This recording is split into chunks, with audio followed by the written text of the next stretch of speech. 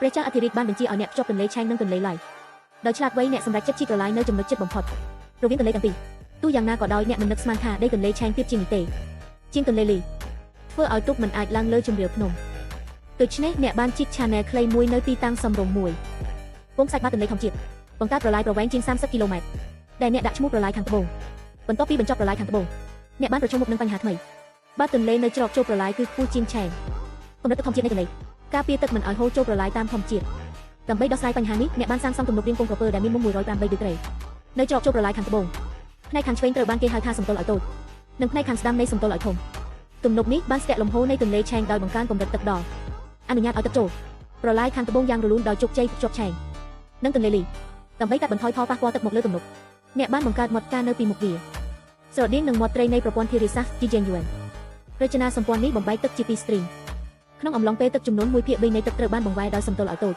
ចូលទៅក្នុងប្រឡាយខាងត្បូងខណៈដែល2/3ដែលនៅសល់បានដើរតាមដានទន្លេឆែងវគ្គសិក្សាដោយសារតែនីតិភាពគ្រប់គ្រងកម្រិតទឹកដោយស្វ័យប្រវត្តិទោះយ៉ាងណាក៏ដោយទំនប់នេះបានបិទផ្លូវដើមរបស់ទន្លេឆែងវារាំងទូកកុំឲ្យធ្វើដំណើរទៅទៀតខាងត្បូងដើម្បីដោះស្រាយបញ្ហានេះអ្នកជីកប្រឡាយមួយទៀតនៅក្រៅខាងកើតនៃប្រឡាយខាងត្បូងរចនាវាជារាងអក្សរដើម្បីកាត់បន្ថយជម្រាលនិងយឺតលំហូរទឹកអនុញ្ញាតឲ្យទូកធ្វើដំណើរដោយរលូនប្រឡាយរាងអក្សរនេះត្រូវបានគេដាក់ឈ្មោះថាប្រឡាយខាងជើងក្នុងអំឡុងពេលទឹកឡើងខ្ពស់ទាំងភាគខាងត្បូងនិងខាងជើងប្រឡាយអាចដំណើរការក្នុងពេលដំណាក់នេះធ្វើឲ្យប្រសើរឡើងយ៉ាងខ្លាំងនៅប្រសិទ្ធភាពគ្រប់គ្រងទោះជាយ៉ាងណាក៏ដោយក្នុងរដូវប្រាំងលំហូរទឹកថយចុះមិនអាចបំពេញប្រឡាយទាំងពីរបានទេបញ្ឈប់ការរុករកដើម្បីដោះស្រាយបញ្ហានេះអ្នកបានដំឡើងទ្វារទឹកនៅច្រកចូលទាំងពីរប្រឡាយខាងត្បូងនិងខាងជើងនៅពេលដែលប្រឡាយខាងត្បូងត្រូវការប្រើប្រាស់បិទទ្វារប្រឡាយខាងជើងនាំទឹកចូល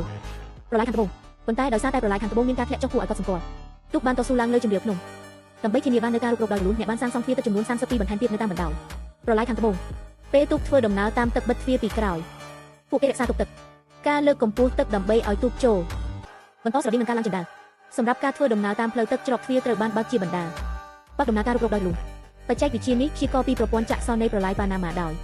ជាងពី000ឆ្នាំអបអសាតូអ្នកបានបង្កើតដោយជោគជ័យប្រឡាយលេងជាគួរឲ្យកត់សម្គាល់ស្នាដៃនៃវិស្វកម្មធារាសាស្ត្រ